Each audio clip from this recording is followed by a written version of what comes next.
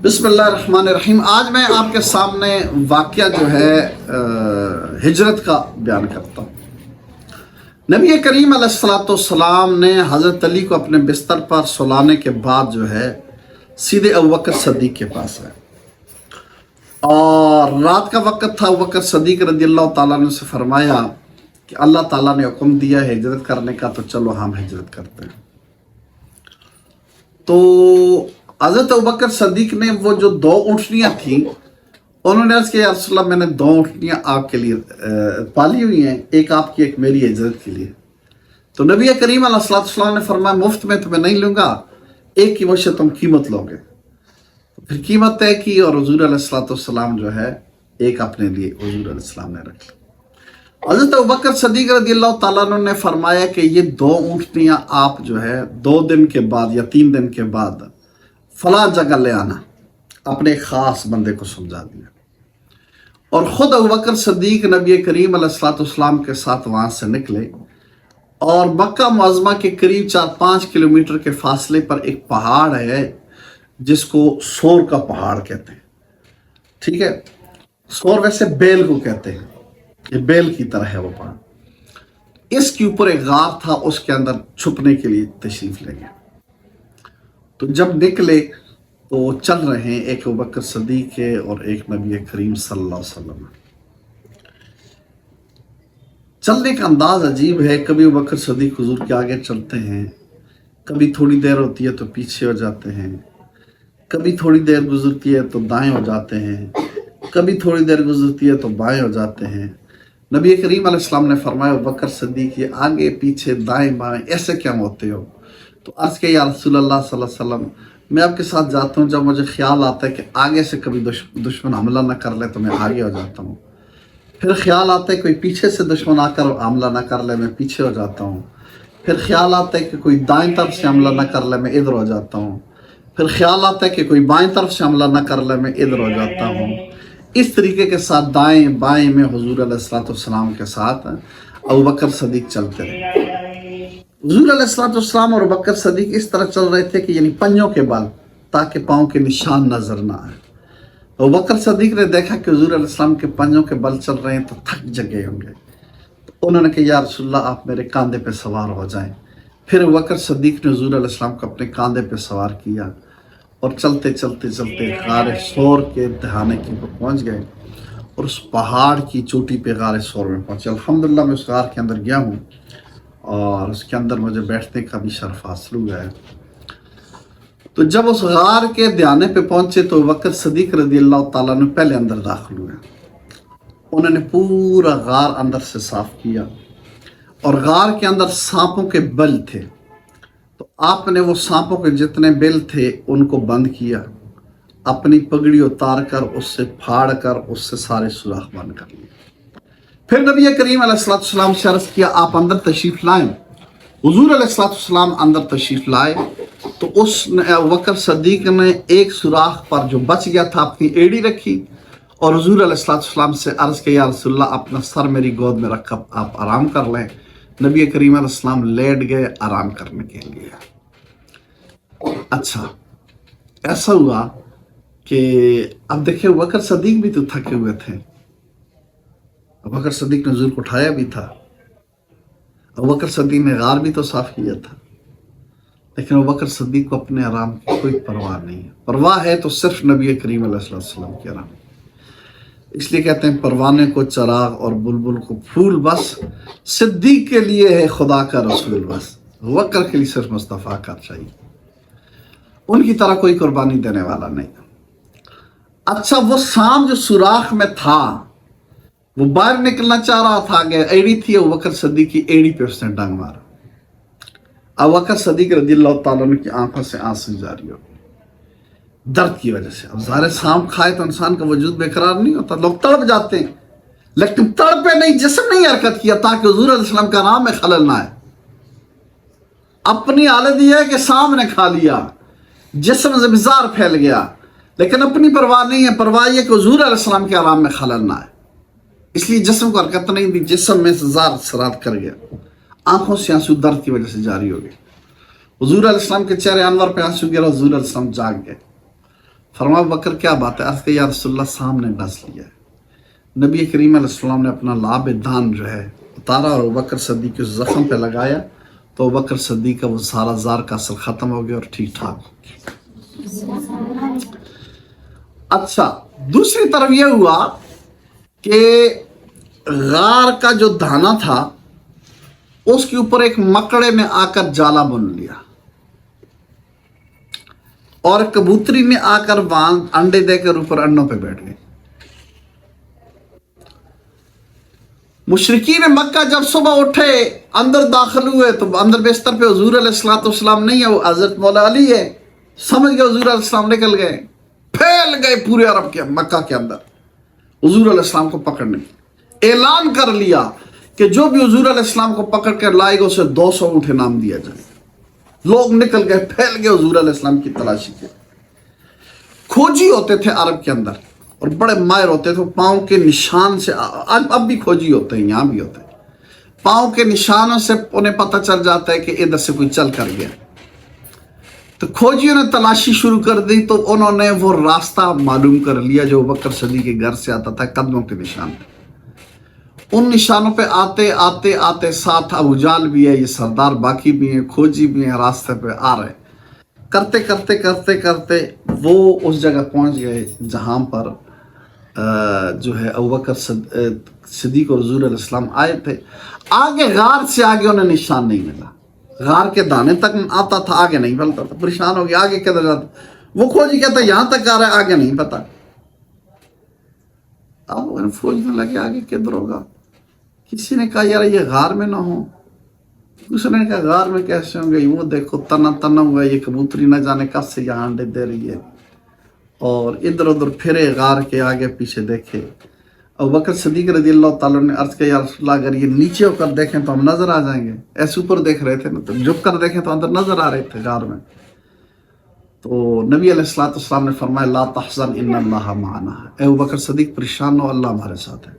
अबू बकर सिद्दीक़ को ये गम नहीं था कि हम पकड़ जाएंगे, उन्हें ये गम था कि हुजूर अलैहिस्सलाम ना पकड़ जाए, हुजूर को नुकसान न हो जाए। बहरहाल उन्होंने बड़ा तलाश किया, लेकिन अल्लाह ताला ने मदद की और हुजूर अलैहिस्सलाम उन्हें नहीं मिले और वो वापस चले गए। अबू बकर सिद्दीक़ की बेटी थी हजरत अस्मा बिन्त अबी बकर। यह अम्मा आयशा सिद्दीक़ा रज़ियल्लाहु ताला अन्हा से 10 साल बड़ी थी। ये 2 बहनें घर में थी। तो हजरत अस्मा बिन्त अबी बकर खाना तैयार करती थी और खाना तैयार करके जो ना वो बेचती थी गार में खाने के लिए। इनका लक़ब जो है ज़ातुन नताक़ैन है। अरब के यहाँ कपड़े इस तरह लोग पहनते हैं जिस तरह आपका ये बुर्का होता है ना, इस तरह उनके लंबे लंबे कपड़े होते हैं। तो जब लंबा कपड़ा होता है तो बंदा काम जब करता है तो वो कपड़ा दरमियान में रुकावट होता है, तो वो कमर में ना कमरबंद बांधती थी यहाँ पे, उसके पटका भी कहते हैं, कमरबंद भी, हज़ारबंद भी कहते थे। तो उससे कपड़ा महफूज हो जाता है, ठीक है। तो वो ये कपड़ा बांध लेते थे यहाँ पे बेल्ट की तरह ना, ताकि वो कपड़ा। तो जब उन्होंने जल्दी से खाना तैयार किया ना, तो बांधने के लिए कोई चीज़ नहीं मिली, तो उन्होंने अपने वही कमरबंद खोला और उसे फाड़ कर ना खाना बांध लिया। इस वजह से इनका लक़ब बाद में पड़ गया, इस वाक़े की वजह से कि 2 कमरबंदों वाली ज़ातुन नताक़ैन फाड़ कर उन्होंने दिया था। अबू बकर सिद्दीक़ के बेटे दिन भर मक्का मुअज़्ज़मा में घूमते शूमते, लोगों की बातें सुनते और रात को छुप कर आकर ना वो रिपोर्ट बता देते कि ये वाला सारा वाक़या हुआ। आपके गुलाम थे वहाँ गार के इर्द गिर्द बकरियाँ चलाते और फिर क्या होता, वहीं से दूध दो कर जो है ना उनको गार में पहुँचा देते। इस तरह 3 दिन हुजूर अलैहिस्सलाम अबू बकर सिद्दीक़ वहाँ पे रहे। अब ये बुनियादी तौर पर ये किया उन्होंने कैसे, मक्का मुअज़्ज़मा से मदीना रास्ता ये जा रहा है, वो इस तरह रास्ते पे नहीं गए, इस सिमत में गए, दूसरी सिमत में। अब ज़ाहिर है जिन्होंने ढूंढना था ना तो इधर जाना था ना मदीने के रास्ते में, और वो दूसरी सिमत जाकर गार में बैठ गए। अब 3 दिन वो ढूंढते ढूंढते ढूंढते थक गए। अब उनको उम्मीद खत्म हो गई कि अब नहीं है जी, कहीं निकल गए बस हमारे हाथ से। फिर तीसरे दिन वो वहां से चले, 3 दिन तक वहीं पे रहे। इसलिए एक मतअमली थी ये जाने की कि 3 दिन वो वहीं पे रहे। तीसरे दिन वो वहां से वो निकले, तो वो जिसको आपने ऊँटनियां दी थी वो ऊँटनियां लेकर आ गया। वो शख्स जो था वो बड़ा माहिर था। एक वो हुआ, ایک ساتھ آپ کے ایک غلام تھے، وہ بھی ساتھ ہوئے، وہ راستوں کے ماہر تھے، اور ابوبکر صدیق اور حضور علیہ السلام، یہ 4 افراد وہاں سے چل پڑے۔ چلتے چلتے چلتے عرب میں گرمیوں کے موسم میں، یہ تقریباً ستمبر کا مہینہ تھا، ستمبر کے مہینے میں یہاں بھی ٹھیک ٹھاک گرمی ہوتی، تو عرب میں تو ابھی شدید گرمی ہوتی ہے۔ تو یہ صبح سویرا سفر کرتے، تو جب چاشت کا وقت ہوتا، یعنی 10-11 بجے کا وقت ہوتا، تو کسی جگہ پناہ لے لیتے دھوپ سے بچنے کے لیے۔ پھر عصر زور ذرا قضا ہو جاتی، تو پھر اس کے بعد چلتے شام کے وقت تک، ٹھنڈ کے اندر سفر کریں، درمیان میں گرمی زیادہ ہوتی تھی۔ تو جاتے جاتے ایک مقام پہ پہنچے تو دھوپ تیز ہو گئی۔ ابوبکر صدیق نے ادھر ادھر دیکھا تو ایک اس طرح پتھر تھا، اس کے نیچے سایہ تھا، وہاں حضور علیہ السلام کو بٹھا لیا۔ ابوبکر صدیق فرماتے ہیں، میں ادھر ادھر گیا، دیکھا کہ ادھر ایک بندہ بکریاں چلا رہا تھا، میں اس کے پاس گیا، اس سے کہا دودھ دونے کی اجازت ہے؟ اس نے کہا ہے۔ آپ فرماتے ہیں کہ میں نے اس کی بکریوں کے تھنوں کو صاف کیا، دودھ دویا، اور دودھ دو کر لا کر اس کے اندر ٹھنڈا پانی ڈال کر نبی کریم علیہ السلام کو پیش کیا۔ سرکار نے وہ دودھ پیا، فرماتے میرا دل خوش ہو گیا۔ پیا کس نے؟ نبی کریم علیہ السلام نے۔ دل کس کا خوش ہوا؟ ابوبکر صدیق کا۔ یہ ہے پیار حضور علیہ السلام کے ساتھ ابوبکر صدیق۔ چلتے چلتے ایک واقعہ پیش آیا۔ واقعہ سراقہ نامی ایک شخص تھا۔ یہ جس طرح میں نے کہا کہ دنیا ڈھونڈ رہی تھی حضور علیہ السلام کو انعام کے لالچ میں، تو اس سراقہ کو کسی نے بتایا کہ ساحل سمندر سے 4 افراد ہم نے جاتے ہوئے دیکھے۔ تو یہ سمجھ گیا کہ وہی ہیں حضور علیہ السلام۔ اس نے اور کسی کو بتانے کے بجائے خود دوڑتا ہو گیا کہ میں پکڑ لوں تاکہ سارا انعام میں ہی حاصل کر لوں۔ اب جب یہ قریب پہنچا تو اس کا گھوڑا جو ہے زمین کے اندر دس گیا۔ اہل عرب فال زیادہ نکالتے تھے، اس نے فال نکالی تو معلوم یہ ہوا کہ جس سے پتہ یہ چلا کہ حضور علیہ السلام کا پیچھا نہ کیا جائے، نقصان اٹھاؤ۔ تو اس نے کہا یا رسول اللہ صلی اللہ علیہ وسلم، آپ مجھے معاف کر دیں، میں یہ کہوں گا کہ اس کے بدلے لوگوں کو آپ کے پیچھے آنے نہیں دوں گا۔ تو نبی کریم علیہ السلام نے اس سے معاف کر دیا، تو زمین نے اس کے گھوڑے کو چھوڑ دیا۔ اب جب زمین نے اس کے گھوڑے کو چھوڑ دیا، وہ نبی کریم علیہ السلام کے پاس حاضر ہوا، تو اس نے عرض کیا یا رسول اللہ، آپ نے مجھے معاف کر دیا، میں ایک تو یہ کروں گا کہ پیچھے سے سفر میں کوئی آ رہا ہے نا، تو انہیں میں بتاؤں گا کہ ادھر اس راستے پہ میں سارا ڈھونڈ کر آ گیا ہوں، ادھر نہیں ہے حضور علیہ السلام، تو لہٰذا آپ کے پیچھے میں کسی کو آنے نہیں دوں گا۔ دوسرا، وہ بڑا زیرک آدمی تھا، سمجھدار تھا سراقہ، ورنہ کوئی بیوقوف ہوتا تو پھر کوشش کرتا نا، وہ سمجھ گیا پہلی بار میں کہ یہ کوئی معمولی ہستی نہیں ہے۔ تو اس نے کہا کہ آپ مجھے امان نامہ لکھ کر دے دیں کہ جب آپ کی عرب پہ حکومت ہو جائے گی تو مجھے آپ کچھ نہیں کہیں گے، میرے لیے امن ہوگا۔ نبی کریم علیہ السلام نے لکھ کر دیا کہ سراقہ، تجھے امن بھی ہے، اور ساتھ نبی علیہ السلام نے فرمایا سراقہ، میں دیکھ رہا ہوں کہ کسرا کے خزانے کے سونے کے کنگن تیرے بازوؤں پہ پہنائے جا رہے ہیں۔ کسرا دور کی سپر پاور حکومت ہے، کہاں اس کا خزانہ اور کہاں جناب والا سراقہ کے ہاتھ میں پہنائے جائیں گے، کوئی سوچ بھی نہیں سکتا تھا۔ لیکن پھر سن 9 ہجری میں جب طائف کا علاقہ فتح ہوا اور یہ سراقہ کو پتہ چلا کہ سارا مسلمان انہوں نے قبضہ کر لیا ہے، تو وہ پیچھے سے دوڑتے ہوئے آیا۔ اس نے کہا یا رسول اللہ، آپ نے مجھے امان دی تھی، میں یہ امان نامہ میرے ہاتھ کے اندر ہے، میں آپ کے پاس آنا چاہتا ہوں۔ اور پھر جب اس سے کئی سالوں کے بعد حضرت عمر رضی اللہ تعالیٰ عنہ نے کسرا فتح کیا، اور ایران کے سونے کے جو خزانے تھے اور سارے مسجد نبی میں آئے، تو نبی کریم علیہ السلام نے سراقہ کو بلایا اور جو سونے کے کنگن تھے اس کے بازو پہ پہنائے اور فرمایا سراقہ، یہ میرے نبی علیہ السلام نے جو پیشنگوئی کی تھی، یہ دیکھ لیا، آج ثابت ہو گئی ہے۔ یہ دونوں کام جو حضور علیہ السلام ہوتا ہے۔ اب حضور علیہ السلام اور ابوبکر صدیق اور یہ چاروں چلتے رہے، چلتے چلتے چلتے راستے میں ایک عورت کا ڈیرا تھا، اس سے ام معبد کہا جاتا تھا۔ یہ ام معبد بڑی سخی عورت تھی، یہ مکہ اور مدینہ کے راستے میں آباد تھی، تو کوئی بھی گزرتا اس کو کھانا کھلاتی، دودھ پلاتی۔ اس دور کے اندر بہترین کھانا دودھ ہوتا تھا، یا کوئی بکری ذبح کر لیتا، اس کو گوشت ہوتا تھا، یہ کھانا ہوتا تھا، وہ کھلاتی رہتی تھی۔ لیکن قدرت خدا کی ان دنوں میں اس پر بھی غربت تھی، کوئی چیز نہیں ہوتی تھی. تو اس کا خاوند جو ہے بکریاں لے کر گیا ہوا تھا جنگل کو چرانے کے لیے. تو جب نبی کریم علیہ السلام ابوبکر صدیق وہاں پہ پہنچے تو ام معبد سے کہا کہ کوئی کھانے کی چیز ہے؟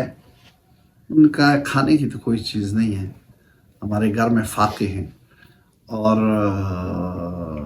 جو بکریاں تھوڑا بہت دودھ دیتی ہیں وہ جنگل میں گئی ہوئی تھی، کہا کچھ بھی نہیں ہے. حالانکہ وہ کسی کو خالی نہیں چھوڑتی تھی، لیکن بائی چانس ان دل میں ان کے پاس کچھ بھی نہیں تھا. ایک کمزور سی بکری ادھر باندھی تھی. نبی کریم علیہ السلام نے فرمایا اس بکری کا دودھ ہم دھو لیں. اس نے کہا اس کا کیسے دودھ دھوئیں گے، یہ تو اتنی لاغر ہے کہ یہ بکریوں کے ساتھ چل نہیں سکتی تھی، چلنے کی قابل نہیں تھی، تو ہم نے اس کو یہی روک لیا ہے، تو دھو سکتے تو دھوئیں، اس میں کہاں دودھ ہے. نبی علیہ السلام نے جا کر اس کے تھنوں پہ ہاتھ مارا تو اس کے تھن میں دودھ آ گیا. نبی علیہ السلام نے دھویا. دھونے کے بعد جناب والا باقی پہلے سب کو دودھ پلایا، پھر حضور علیہ السلام نے خود پیا. پھر اس کے بعد ہمیں محمد کو کہا تم اپنے گھر کے برتن لے آؤ. انہوں نے برتن لائے، سارے برتن دودھ سے بھر دیے. اب ایک بکری کتنا دودھ ہوگا؟ چاروں نے پیا، میں محمد نے پیا، پورے گھر کے برتن بھر لیے. نبی کریم علیہ السلام سے چل پڑے، آگے چلے گئے صحابہ بھی دودھ پی. رات کو اس کا خاوند آیا، گھر میں دیکھتا ہے دودھ ہی دودھ ہے. اس نے کہا یہ کیا ہوا؟ اس نے کہا جی اس طرح ایک ہستی آئی تھی اور انہوں نے بکری لاغر بکری کے تھن پہ ہاتھ مارا تو دودھ آ گیا. تو اس وقت اس نے کہا کہ اس کا مطلب ہے کہ یہ وہی ہیں جن کے پیچھے اہل مکہ جو ہے پھر رہے ہیں اور ان کو تلاش کر رہے ہیں. اس نے حلیہ پوچھا کہ ان کی حلیہ کیا تھا. ام معبد نے حضور علیہ السلام کو حلیہ بیان کیا تاریخ کے اندر اتنا خوبصورت انداز میں کہ حضور کی آنکھوں کا، حضور کی ناک مبارک کا، حضور کے قد کا، حضور کے گفتار کا، حضور کی رفتار کا اتنا خوبصورت انداز میں بیان کیا کہ انسان تصور نہیں کر سکتا. ایسا اس نے حضور علیہ السلام کا خوبصورت حلیہ بیان کیا، یعنی اس کا پڑھ کر بندہ حضور پہ عاشق ہو جاتا ہے، یوں سمجھ لیں. ایسا اس نے الفاظ میں بیان کیا. بہرحال حضور نبی کریم علیہ السلام وہاں سے چل پڑے. چلتے چلتے اہل جو تھے کیا کہتے ہیں مدینہ حضور علیہ السلام کے انتظار میں تھے. وہ صبح آتے تھے، انتظار کرتے تھے، شام تک پھر جاتے تھے. دوپہر کے وقت میں نے کہا کہ وہاں گرمی ہوتی تھی، لوگ گھروں کے اندر رکھے ہوتے تھے. ایک دن دوپہری کا وقت تھا کہ ایک یہودی نے دیکھا حضور علیہ السلام کا قافلہ آ رہا ہے، تو اس نے لوگوں کو اعلان کیا جن کا آپ انتظار کر رہے ہیں وہ آ رہے ہیں. تو اہل قبا نکلے اور حضور علیہ السلام کے استقبال کیا، اور حضور علیہ السلام سب سے پہلے قبا کے اندر آ کر رکے، اور قبا کے اندر حضور علیہ السلام نے ایک مسجد بنائی. کچھ دن حضور علیہ السلام قبا کے اندر ٹھہرے. یہ مدینہ منورہ کے بالکل قریب بستی ہے، پہلے قبا آتا ہے، پھر اس کے بعد مدینہ شریف شہر آتا ہے. اس کے بعد حضور علیہ السلام پھر مدینہ منورہ میں روانہ ہو گئے. اہل مدینہ بھی حضور علیہ السلام کا استقبال کر رہے تھے. جب نبی کریم علیہ السلام تشریف لائے تو بوڑھے، بچے، عورتیں یہ سارے استقبال کر رہے تھے. مکانوں کی چھتوں پہ بچیاں بیٹھی ہوئی تھیں، حضور علیہ السلام کی آمد کی خوشی میں نعتیں پڑھ رہی تھیں. طلع البدر علینا من ثنیۃ الوداع وجبت شکر علینا ما دعا للہ داعی. یہ قبیلہ بنی نجار کی بچیوں نے یہ اشعار پڑھے حضور علیہ السلام کی آمد کی خوشی، اور یہ اشعار پڑھتی تھی. ہر ایک حضور علیہ السلام سے گزارش کرتا تھا آپ میرے گھر ٹھہر جائیں، آپ میرے گھر ٹھہر جائیں، آپ میرے گھر ٹھہر جائیں. حضور نبی کریم علیہ السلام فرماتے تھے کہ یہ میری اونٹنی اللہ تعالیٰ کے حکم پہ معمور ہے، یہ جس گھر میں جا کر خود رکے گی وہیں پہ جا کر میں جو ہے نا ٹھہروں گا. اب اونٹنی چلتے چلتے چلتے چلتے حضرت ابو ایوب انصاری رضی اللہ تعالیٰ عنہ کے گھر کے سامنے جا کر بیٹھ گئی.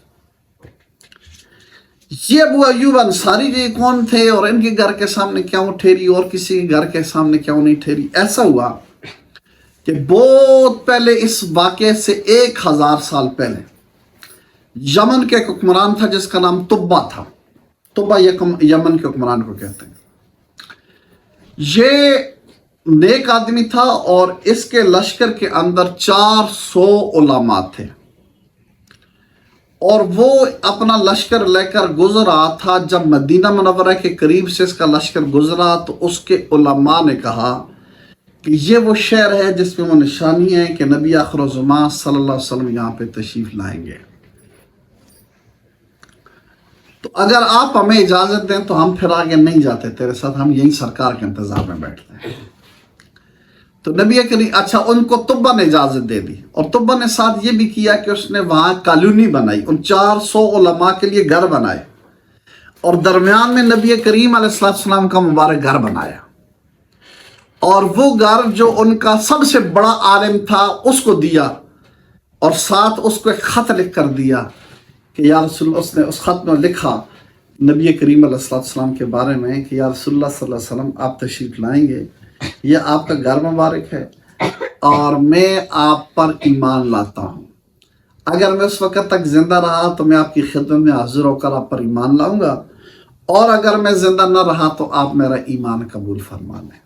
یہ استبا بادشاہ نے لکھا، اور ان کے چوٹی کے عالم کو لکھ کر وہ خط دے دیا۔ اس نے کہا کہ جس طرح آپ یہاں پہ بیٹھے انتظار کر رہے ہیں، میں تو نہیں انتظار کر سکتا، وہ بادشاہ تھا، آپ لوگ یہیں ٹھہرے، سرکار جب تشریف لائے تو میرا خط پیش کرنا، اور اگر آپ فوت ہو جائیں اور سرکار نہ تشریف لائیں تو آپ اپنی نسل کو یہ نصیحت کرنا کہ وہ خط جو ہے میرا حضور علیہ السلام تک پہنچائیں۔ تو نسل در نسل 1000 سال گزر گیا، وہی جو ہے علماء ان کی اولاد مدینہ منورہ میں رہی، بعد میں وہ مشرق ہو گئے، اوس اور خزرج بن گئے، ٹھیک ہے، لیکن ان کی خوش قسمتی یہ تھی کہ جب نبی کریم علیہ السلام کی آمد کا وقت آیا تو وہ یہودی جو مدینہ منورہ میں نبی کے کریم علیہ السلام کے استقبال میں انتظار میں بیٹھے ہوئے تھے، وہ بتاتے تھے کہ آخری نبی کے آنے کی ساری نشانیاں پوری ہو گئی ہیں، اب وہ آنے والے ہیں، تو وہ انتظار میں تھے، لیکن یہودی ایمان نہ لا سکے، اور یہ خوش قسمت ایمان لے آئے۔ اور جب حضرت ابو ایوب انصاری کے گھر میں جو حضور علیہ السلام آ کر ٹھہرے تو وہ مکان بنیادی طور پر ابو ایوب انصاری کا نہیں تھا، مکان تو نبی علیہ السلام کے لیے طبا نے بنایا تھا، اور وہ تو گویا کے قسم کے نگہبان تھے اس گھر کے۔ آپ کو بات سمجھ نہیں آئی؟ اس لیے حضور علیہ السلام اسی گھر کے اندر جا کر حضور علیہ السلام ٹھہرے۔ حضرت ابو ایوب انصاری دلہ 2 منزلہ مکان تھا، لکڑیوں کی اوپر چھت تھی، تو دوسری منزل تھی۔ انہوں نے عرض کیا یا رسول اللہ آپ اوپر والی منزل میں ٹھہریں، ہم نیچے ٹھہرتے ہیں۔ سرکار نے فرمایا نہیں، اوپر لوگ میرے پاس آتے جاتے ہیں بہت لوگ، تو انہیں تکلیف ہوگی، آپ ایسا کریں کہ آپ جو ہے اوپر رہیں اور میں نیچے رہتا ہوں۔ انہوں نے عرض کیا ٹھیک ہے یا رسول اللہ، اب انکار تو کر نہیں سکتے۔ اب وہ اوپر رہ گئے، نبی علیہ السلام نیچے ہیں۔ اب ان کے لیے پرابلم یہ بن گئی کہ رات کو کیا کریں، کہیں ایسا نہ ہو کہ ہم اوپر ہو جائیں اور نبی علیہ السلام اس جگہ کے نیچے ہیں۔ تو ایک کون میں میاں بیوی نا دوستوں اس طرح دبک کر بیٹھے ہیں کہ نبی علیہ السلام کے اوپر ہمارے اس جگہ کے اوپر ہم نہ ہو جہاں سرکار نیچے ہو۔ دب کے کچھ مقدر کی بات ہے، عشق امتحان لیتا ہے۔ تو ایسا ہوا کہ اب دیکھیں نا محبت، ایسا ہوا کہ کہیں ان سے کیا ہوا کہ اٹھے کسی کام کے لیے، تو اوپر جو گڑا تھا وہ گر گیا، الٹا ہو گیا۔ اب جب گڑا الٹا ہو گیا تو ظاہر ہے لکڑی کی چھت تھی نا، پانی تو نیچے آنا تھا، اب ڈر گیا کہ پانی نیچے آئے گا، تو جلدی سے اپنی رضائی اٹھائی اور اس پانی کو انہوں نے اوپر لا کر رضائی میں پانی چوس کر صاف کیا تاکہ نیچے نبی کریم علیہ السلام کے اوپر نہ جائے۔ اور رات اسی طرح دبک کر گزاری، اور صبح پھر سرکار سے ساری بات عرض کی، یا رسول اللہ یہ ہمارے درمیان ہم سے ہو ہی نہیں سکتا کہ آپ نیچے اور ہم اوپر ہوں۔ ایک تو اس طرح پھر حضور علیہ السلام کو اوپر تشریف لائے۔ دوسرا یہ کہ کھانا پکا کر بیچتے تھے، تو جہاں جہاں سے نبی کریم علیہ السلام کھاتے تھے نا، تو وہ جو جہاں جہاں نشان لگے ہوتے تھے اس جگہ سے وہ کھاتے تھے شوق اور محبت کے ساتھ۔ تو اس طرح کچھ مدت حضور علیہ السلام حضرت ابو ایوب انصاری کے گھر رہے، پھر حضور علیہ السلام نے اپنے لیے علادہ مسجد نبوی بھی بنائی اور اپنے لیے گھر بھی بنایا۔ تو یہ واقعہ جو ہے یہ ہجرت نبی کا واقعہ تھا جو میں نے آپ کی خدمت پیش کر دیا۔ دعا کریں کہ اللہ تعالیٰ نبی کریم علیہ السلام کی سچی محبت عطا فرمائے۔ والسلام علیکم ورحمۃ اللہ وبرکاتہ۔